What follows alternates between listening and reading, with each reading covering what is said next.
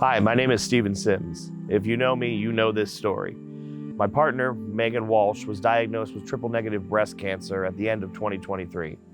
She went through 6 months of chemotherapy, a double mastectomy, and 2 emergency surgeries to remove an implant that had a rare infection. She's still fighting this rare infection today.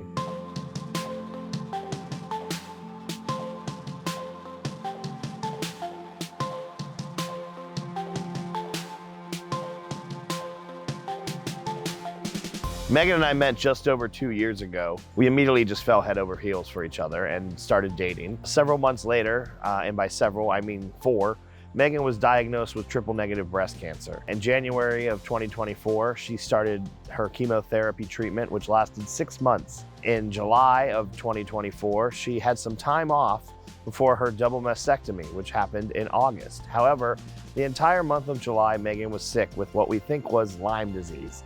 We're still not 100% sure. Meghann had surgery last August 2024. She had both of her breasts removed and both were replaced with silicone implants. Yes, silicone implants. You would think that's my dream come true, but it wasn't. It's a nightmare for her and it was a nightmare for me because silicone can be bad, and in this case, it was. She ended up having emergency surgery removing one of the implants due to an infection. After Meghann's emergency surgery, where she had her implant removed, cleaned out, and replaced, she ended up with a very rare infection.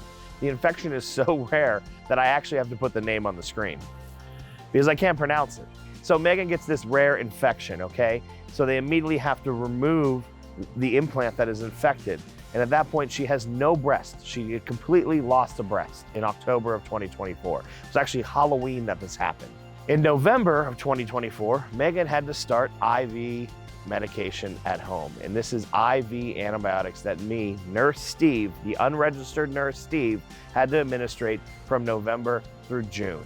And the reason she had to be on these for so long, because when they took her off to go on oral meds, she couldn't afford to pay her insurance anymore. So she had to get Medicaid. And Medicaid now doesn't let her afford the pill. So she had to go back to the IV. Is any of this making sense? I have no idea. Is it making sense? Where was I? Okay, end of 2024. Meghann's been on IV antibiotics for a month.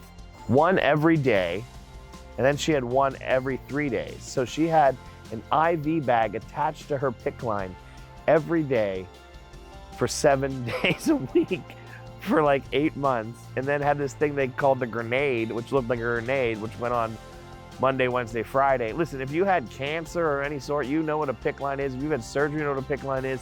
It's not the best thing to have. Showering, you gotta wrap it up. It's a whole thing. It's now August 2025. It's been almost 2 years since Meghann first went in for the exam to find this all out. And it's been really hard for her. She hasn't been able to work since March of 2024. That's 18 months. She's been denied 2 times of disability from the state. This is insane. She has a hearing finally in October. She's pulled her savings. She's pulled from 2 401k funds. She's borrowed from family, she's borrowed from friends, but she can't go back to work. There's a chance she will be getting surgery again at the beginning of 2026, but she won't be able to have this surgery until she is completely cleared of the infection, which, to be honest, she doesn't think is gone. We need to get Meghann better, and her life shouldn't be thrown away at stuff just to survive, because post-cancer wasn't exactly how people think it goes. It hasn't gone well at all. She is suffering, and she's suffering financially, emotionally, and mentally. Please, help my Meghann. Help us. She needs it. Thank you.